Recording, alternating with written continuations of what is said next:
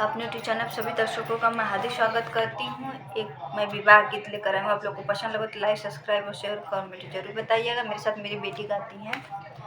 लाल चूड़िया पियर चूड़िया, लाल चूड़िया पियर चूड़िया, आवरी सुंदर चूड़िया, अरे माई कहवा गोरी रे बिटिया बात खड़ी चूड़िया मोल कैल, अरे माई कहवा के गोरी रे बिटिया बात खड़ी चूड़िया मोल कैल।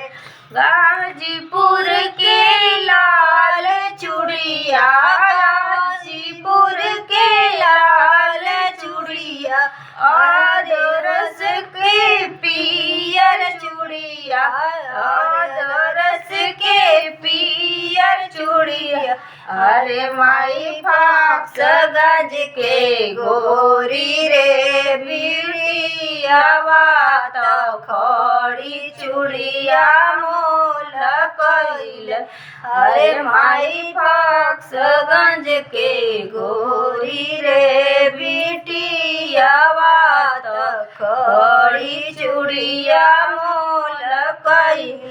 चूड़िया मोलावत रहली पापा मन देख लिहला, ओ बेटी कइलू ससुरे के तैयारिया, घरवा हमरे सुन कैलू, अहो बेटी करे लगलू ससुरे के तैयारिया, घरवा हमरे सुन कैलू। लाल चूड़िया पियर चूड़िया, लाल चूड़िया पियर चूड़िया, अरे माई कहवा के गोरी रे बिटिया बात खड़ी चूड़िया मोल कैले, अरे माई कहवा के गोरी रे बिटिया बात खड़ी चूड़िया मोल कैले।